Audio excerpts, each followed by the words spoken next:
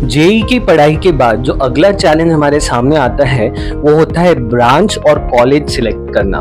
तो आज के वीडियो में हम यही जानने वाले हैं। जो परसेंटाइल हमें आए हैं क्या वो हमारी डिजायर्ड ब्रांच और कॉलेज के लिए सफिशिएंट है। इन 7 क्वेश्चंस का आंसर इस वीडियो में जानेंगे। सबसे पहले ये देख लेते हैं कि कितने परसेंटाइल पे कौन सी रैंक हमें एक्सपेक्टेड है। मैंने 100 से 90 परसेंटाइल तक की रैंक्स प्रेडिक्ट की है और इसके अलावा आपको रिजल्ट में आपकी रैंक ज़रूर मिली होगी।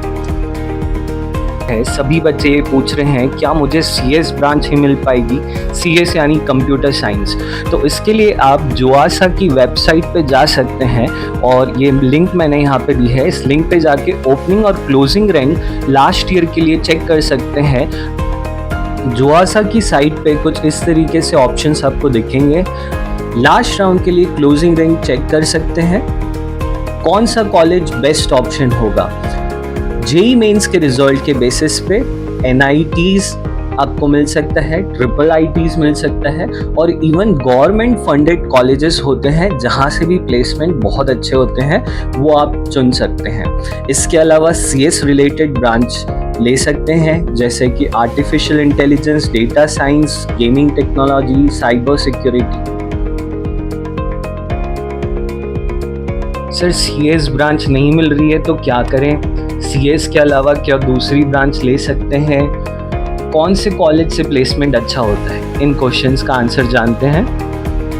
बेटा सबसे पहले तो बोलूँगा अगर आपको किसी ब्रांच में बहुत ज़्यादा इंटरेस्ट है and you are really passionate तो डेफिनेटली आप वो ब्रांच ले सकते हो जो भी बेस्ट पॉसिबल आपको कॉलेज मिल रहा है। और अगर आप कंफ्यूज्ड हो तो मैं आपको कुछ ऑप्शंस बता रहा हूँ, इनके बारे में आप सोच सकते हो। सबसे पहला ऑप्शन तो ये है कि आप सीएस या सीएस रिलेटेड ब्रांच ही लो जो भी बेस्ट पॉसिबल कॉलेज आपको मिल रहा है। फ्यूचर में आप कोशिश कर सकते हो गेट एग्ज़ाम देने की और पोस्ट ग्रेजुएशन यानी एमटेक वगैरह आप कर सकते हो आईआईटीज़ के थ्रू। दूसरा ऑप्शन ये है कि आप सीएस ब्रांच या सीएस रिलेटेड ब्रांच लो किसी भी बेस्ट पॉसिबल कॉलेज में और फ्यूचर में आप आउट ऑफ इंडिया जाके पोस्ट ग्रेजुएशन ट्राई कर सकते हो जिससे आपको अच्छे प्लेसमेंट्स मिल जाएंगे। तीसरा ऑप्शन ये है कि अभी हमें जो भी ब्रांच जो भी बेस्ट पॉसिबल कॉलेज में मिल रही है हम उसे ले लें और बाद में हम सिविल सर्विसेज की तैयारी करें जिससे हम फ्यूचर में आईएएस और आईपीएस बन सकते हैं। चौथा ऑप्शन ये है कि आप अभी कोई भी ब्रांच किसी भी बेस्ट पॉसिबल कॉलेज में लो, फ्यूचर में कैट एग्ज़ाम के थ्रू आप एमबीए ट्राई कर सकते हो आईआईएम जैसे बड़े कॉलेजेस से जहां से आपका अच्छा प्लेसमेंट हो जाएगा।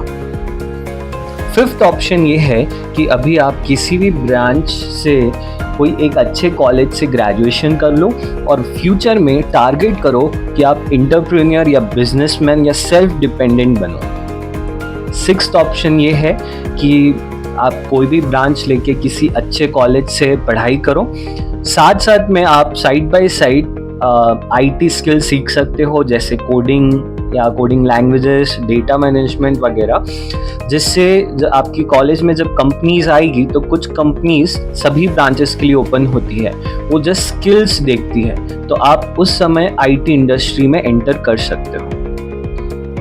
ऑप्शन नंबर 7 ये है कि आप किसी भी एक ब्रांच से एक अच्छे कॉलेज से ग्रेजुएशन करो, आगे जाके पोस्ट ग्रेजुएशन और पीएचडी करके आप किसी एक अच्छे कॉलेज में प्रोफेसर बन सकते हो तो यहाँ से भी आपको प्लेसमेंट की चिंता नहीं होगी।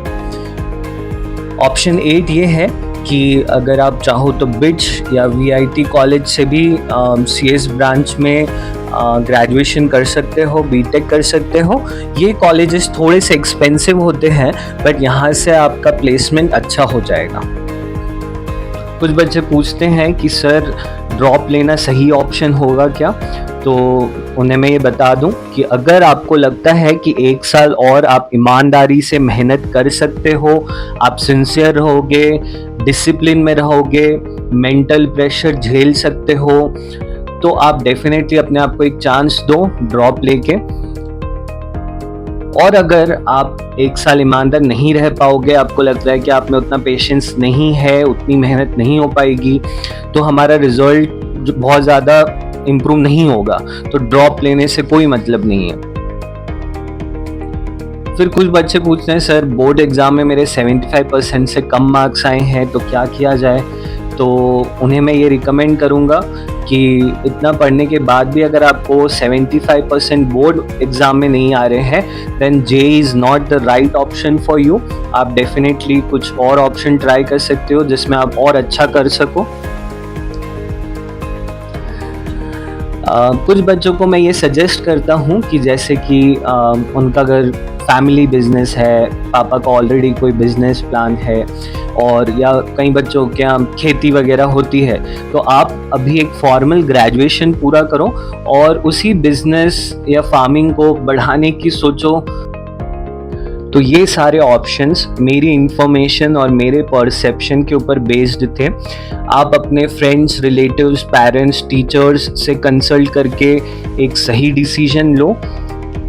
फाइनली मैं कहूँगा कि हमारी लाइफ में सब कुछ हमारे हाथ में नहीं होता है, तो डेस्टिनी पे और भगवान पे विश्वास रखो कि हमारी लाइफ में जो भी होता है वो हमारे लिए बेस्ट होता है। और बिल्कुल भी दुखी होने की, सैड होने की कोई ज़रूरत नहीं है। आपने अपना बेस्ट दिया, जो भी आप बेस्ट पढ़ाई कर सकते थे आपने की। अब जो भी आगे आएगा हम उसे एक्सेप्ट करेंगे और हमेशा लाइफ में ब्लेसिंग्स काउंट करना चाहिए और ये देखना चाहिए कि हमें जो कुछ मिला है कई लोगों को वो भी नहीं मिलता है, तो हमें उसके लिए ग्रेटफुल रहना चाहिए। Thank you.